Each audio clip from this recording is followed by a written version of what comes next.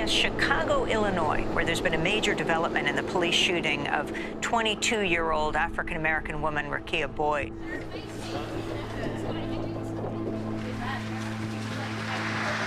check! Mic check! Mic check! Well, you are here! Well, you are here! Celebrating over brunch! Celebrating over brunch! Black families are struggling to keep themselves! Safe from CPD! Safe from CPD! Mayor Emanuel! Think more money should go to the police!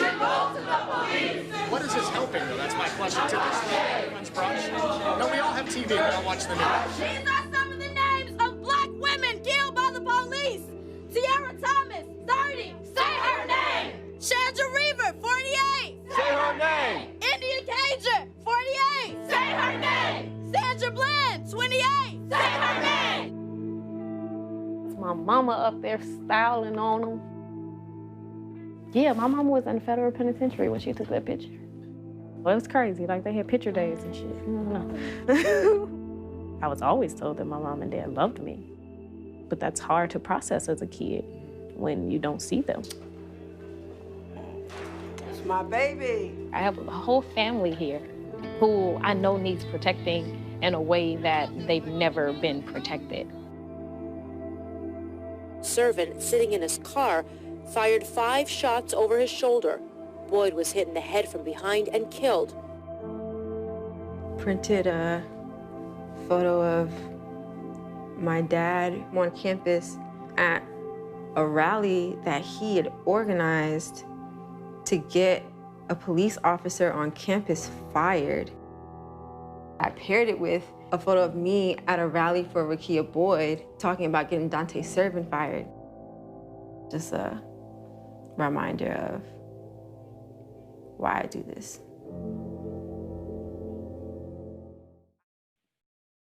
Hi, how are you? I'm doing well. How are you doing? How are you? I'm doing well. How are you doing? All right, good. Thank you. Nice to meet you. You as well. Thank you. Where are you? I am in Chicago. Makes sense. Yes. Considering your film and everything. I noticed right from the start that it was in part produced by Cartemquin. Yes, they were our co-production partner for the film. Yeah, how did that come about? I know that they're, of course, a Chicago-based production company, so that would be, and the subject matter seems to be a good fit. So I was in their internship program in the fall of 2015, and that's literally when I started Unapologetic. And then they have a fellowship for first-time filmmakers of color that I did as well. So it was just a long haul relationship that was built over those years we were making the film. When was that internship? That was in the fall of 2015. Okay, so yeah, it's been a while. Yeah, literally the beginning of Unapologetic. So and yeah, I Steve James, for instance, has done the podcast at least 2 or 3 times over the years, and I'm sure, and I've done a few things with Cartemquin on the podcast. I'm a fan of the company, and a fan of Unapologetic. I think it's could be more of a relevant documentary and more of it in the moment. So congratulations. And it's been doing pretty well in the film festival circuit too. Yeah, we did not anticipate, having to come out during a global pandemic and be in this virtual distribution space. But, luckily a lot of festivals have been pivoting, and we've been lucky to be in a lot of festivals over the fall. So yeah, like roughly how many festivals have you has the film been in? Or you've lost count? I mean, I That's a good problem. Counted in a while. I think maybe 20 or 25 so far. That We've really? done what we'll be doing. Yeah. Wow. Yeah, it's really ranged from, we've been doing a good amount of like small regional fests as well as like, Yeah. you know, the big DOC NYC and Black Star in New Orleans. So Yes. Yeah. it's been cool for sure. Well, I mean, it's on the subject matter of Black Lives Matter and just protesting in general, the idea of protest and First Amendment. These are things on everybody's minds. It's more than ever today, So the film, I'm sure, is really resonating with audiences, and I'm going to guess that. I don't know. Did you consider even maybe holding off? Like, I know some filmmakers decided to wait it out a little bit, but it's clear it's probably probably if you want people to see the I'm film. gonna end it anytime soon. Yeah. But at the beginning, people were like, "Let's wait and see." Yeah, I mean, we definitely had a moment of hesitance at the beginning of everything. But I think at that point we had already, like, our first submission was to Sundance like that previous fall, and we had been already submitting to festivals like for months. So, yeah, when we heard back from Black Star that they wanted to do the world premiere, um, it was aligning with a lot of other things that were happening in the cycle, and it's a Black led film festival about Black films, Black filmmakers. So it just felt like they would be able to still cultivate the audience that we were going after. And yeah, I mean, Well, what I is think part of me was too just like, I've been working on this 4.5 years. Like, we need to get this out there so that people can, start to learn from it and see what's been happening in Chicago for years and years. Yeah, no, I think you made the right choice, frankly, and I think it's important that as many people see that as possible, and it seems to be kind of like your strategy. I mean, I think it's probably a good one for this particular documentary to just kind of get it out there and not worry so much about the pedigree festivals or something like that, but to, like, a lot of people need to see the film, in different communities. You mentioned you were thinking about your audience. Who were you thinking about when you were thinking about that? who are you hoping to get this film? Who do you hope sees the film? Which could be a kind of a complicated question or answer. Well, our target audience is definitely young Black people between the ages of 18 and 35, which is a lot of the people that are featured in the film fit into that demographic. Yes. And with everything that has been happening with the movement for Black Lives over the summer and the past 4.5 years and longer, more like 6.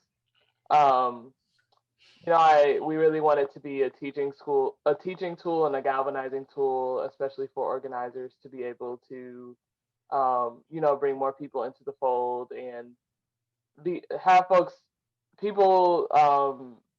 have audiences realize that you don't necessarily have to have the perfect background before becoming a political organizer, that you can be someone like Bella or Janaé, who have their own, personal pursuits as well, Sure. and still find a place within the social movement. So, just with that racial identity, as well as just like the age demographic of being young and just a little bit more, open to new ideas and approaches, that as we get older, we get more set in our ways and what we've been taught. So definitely looking to reach that audience for sure.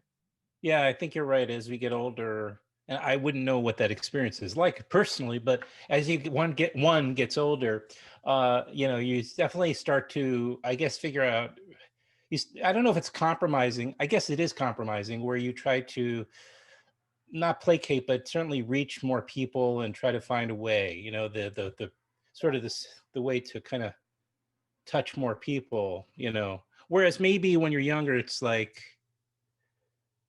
you just let it out and I think that, that kind of does in the right voice, and both Janaé and Bella seem to understand that they'll really connect with people, will really respond to them. Did you choose them based on something like that, their ability to connect, or how did you come to know them? Were you yourself, did you know them from the community of organizing in Chicago area? I did not know them through my own organizing. I was pretty new to the landscape Okay. when I was beginning the film.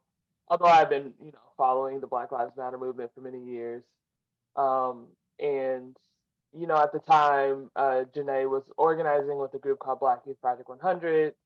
She was the head of their Chicago chapter, and they were at the helm of this campaign called Say Her Name, which is briefly featured in the film when we're talking about the killing of Rekia Boyd. And I just really, I reached out to her, and as we were talking, and I found out more about her story and how she was, starting this PhD program, and she was 24, and also community organizing for this national organization.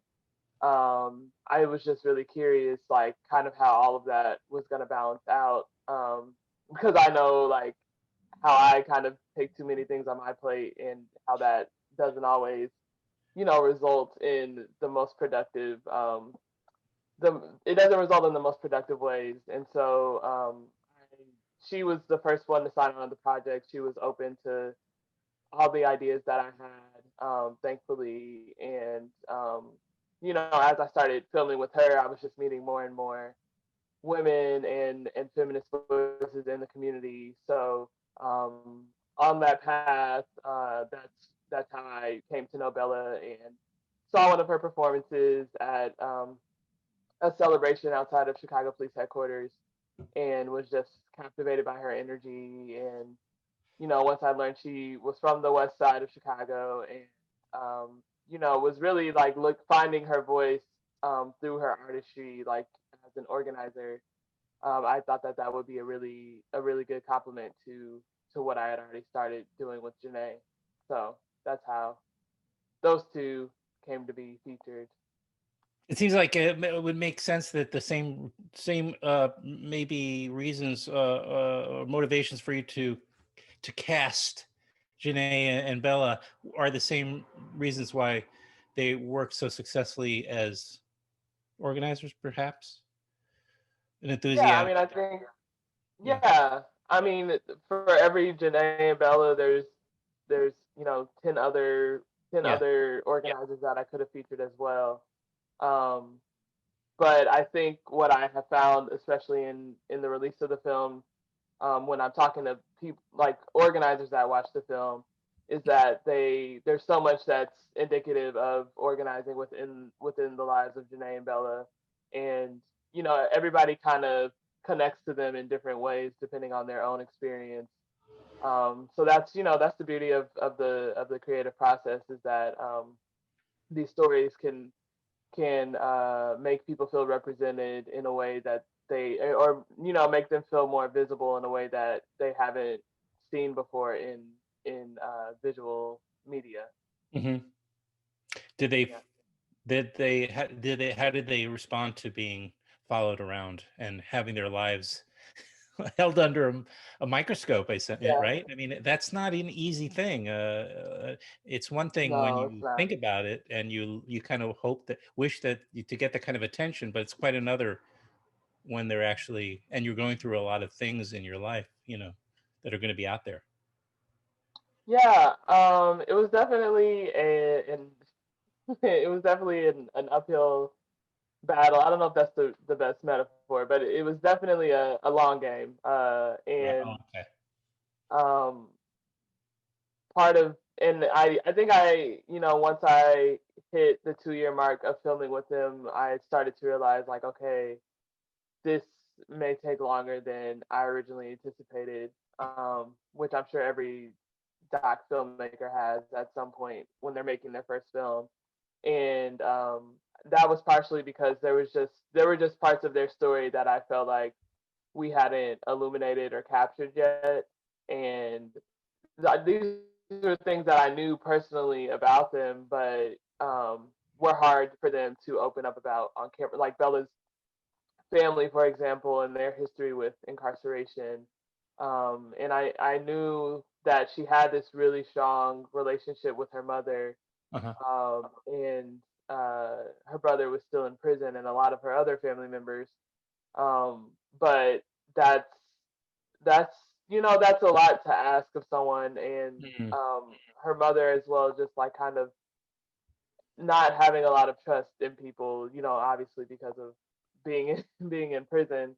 Um, but I knew that that was kind of central to who Bella is as a person, and I felt that we as a team also felt like we wouldn't be doing her story justice if we didn't capture that. So, it just took time for us to build trust with both Bella and her family, and her brother, to feel like they were comfortable putting that on camera. Um, and I think, Bella especially knew that, like, to a certain extent understood like the types of filming I needed to do, or the amount of filming I needed to do in order to like make a feature film. But I don't think initially she understood like the breadth of it. Like it's not just going to be your performances, or like when you are speaking publicly, it's going to be like me traveling with you to go see your brother in prison, or Mhm. even Janaé. I think um, a, a pivoting moment for her was when I asked if I could come visit her family, or come film her family at home in Colombia for right before Christmas. Um, I think she was like, "Oh, like this filmmaker is really kind of crazy," but I think that just goes to show that there was a relationship there, that could be built upon, and I know that they both had a lot of trust in me, because we had shared identities as Black women.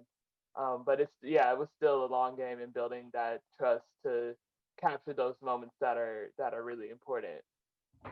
Seems like an essential component to making a documentary like you're making, which is, Yeah. yes, it's subject oriented. It's rather it's topic oriented, but it's also about in the forefront are these two women who are, you know, you want to make you have to establish to show them and as fully realized in a way, and get beneath the skin. Yeah.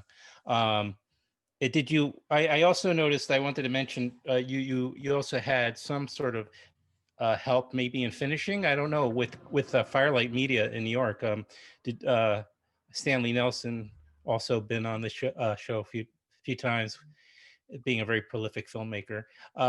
What was their part? Yeah, I mean, I had a lot of help in terms of developing the film and the story during the production process.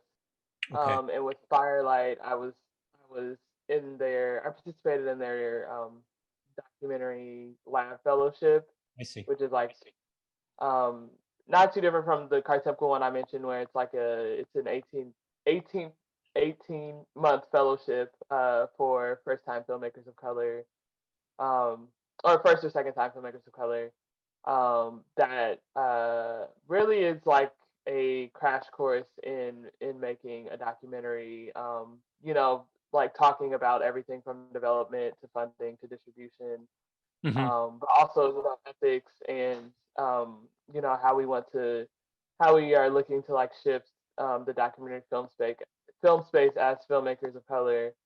um, so yeah, they were really instrumental, in holding me accountable, and I was also just in a community of people like Stanley Nelson and Marcia Smith, and so many people that I can't even name, like prolific filmmakers, Yeah, that yeah. as a young person, I just felt really privileged to be in that space, because I know that just the sharing that kind of organically happened, was really helpful to me and encouraging to me, in feeling like I could actually finish finish Unapologetic. The name Unapologetic. How did you arrive? It's a great title. It's kind of ideal. Oh, thank you. Yeah. Well, it's a good title. It Very was, memorable. It works. It's appropriate. But how did you figure that title out? That's yeah, it actually was contested for a little bit within our team. There's a phrase that kind of became popularized by BYP 100, where it was unapologetically black, and I mean also like it was maybe a few months after I started filming and like having attended some events and actions. There's just like a in chance and different things, people always say like I'm unapologetically black or things like that. And so I knew I wanted to take something from that like protest space. And I originally tried to push unapologetically, like that whole word onto onto the film. Um, and like automatically, I think my editor and one associate producers at the time were just like, you need to cut off the end of it. And I was just like, no, it's like, it's like signing a letter, like unapologetically, like you gotta like, it's like an adverb instead of an okay, yeah. adjective. But the votes won in that sense, and we cut off the end of it and landed on unapologetic. It's your Which compromise. I came to love and was like, yeah, that was probably a good move. But yeah, it's just kind of a word of the movement that I felt, we definitely had to have something that reflected that in the title of the film. What year did Mayor Lightfoot begin her tenure? When yeah. It was April of 2019. Okay. When she was. Okay. Yeah, I'm wondering, how has Chicago changed in that time? Do you have a sense that there's been change? I mean, that's. There is. I guess let me also just say it's in this very unusual time, so maybe. Yeah. It's a complicated issue. It's complicated, but I think at the same time, where people are kind of criticizing Lori Lightfoot now is around the way that she is allocating money for different city services, on the eve of securing another city budget, and $40 million a day go towards the Chicago Police Department as it currently stands. And she has publicly said very recently that she does not plan to defund the police anytime soon. So there's just like a lot of frustration right now because she kind of rides on the coattails of like representative politics, being the first Black openly queer mayor of Chicago, but not necessarily reflecting the values of a Black person or a queer person or a woman in her actions.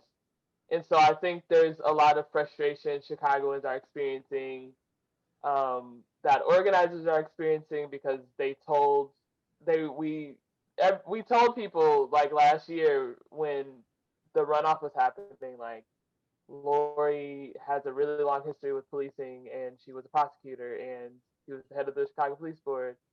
But I think like white liberals in specific really were hopeful about what she could do, and so she came to cash her check, and people are not happy about it. I think trying to just figure out ways to hold her accountable, and then people are definitely, I think, as more like aware of the actions of her office than ever right now. So I think in terms of like what gives me hope is that people are so invested in like learning about local politics and holding our mayor and our aldermen accountable. But yeah, I don't know. Change is like a hard word to apply to her name in particular. I think that there's a lot of other things happening outside of Lori that I would say are changes more than more than what's coming out of the local Chicago mayor office. I see. Okay.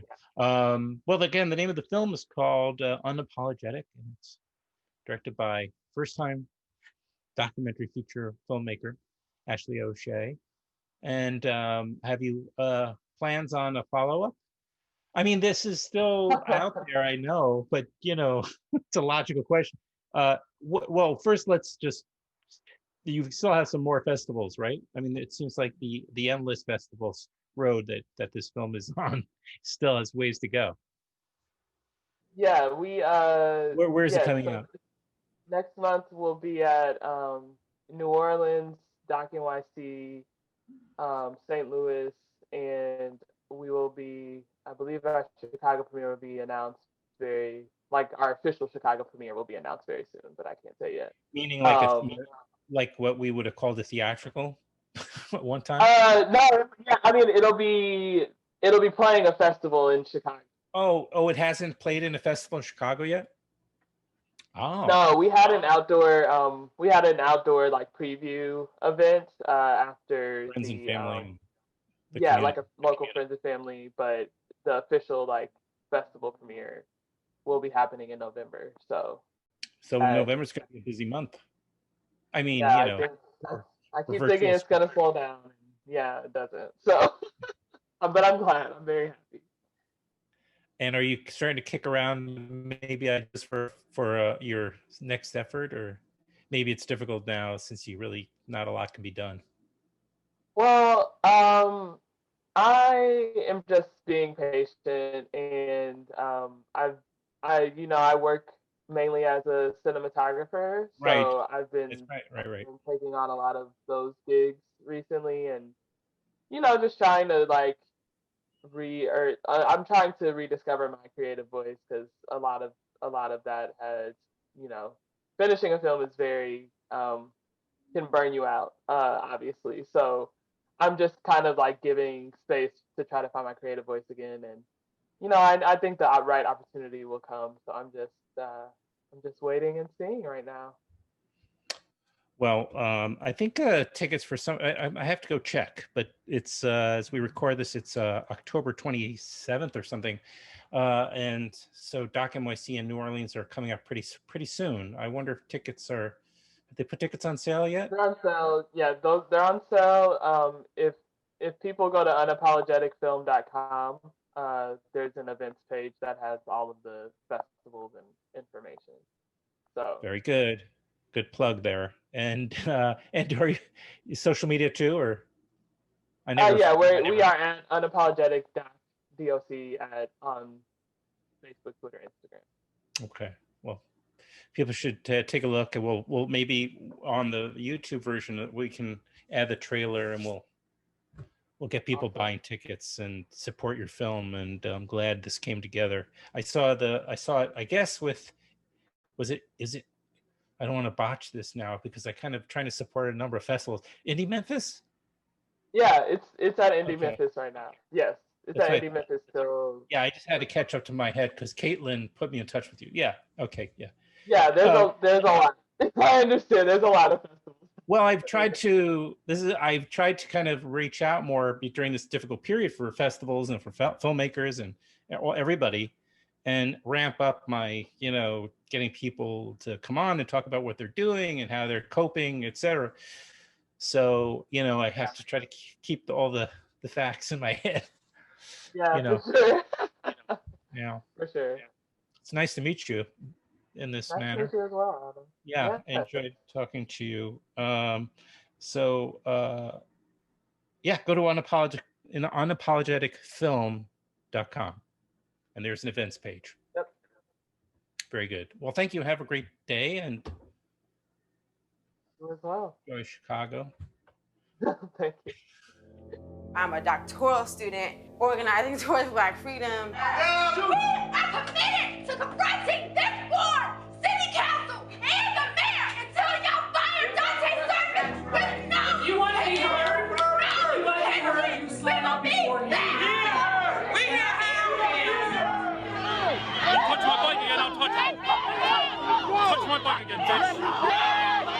It's very new, this idea of this being work.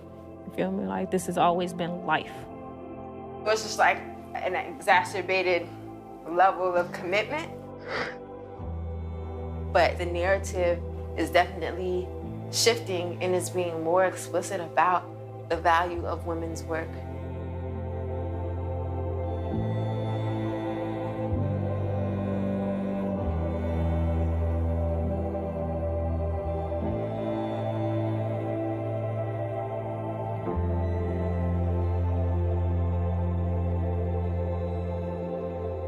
This is Black history that we are making. Even if we don't, our stories gonna make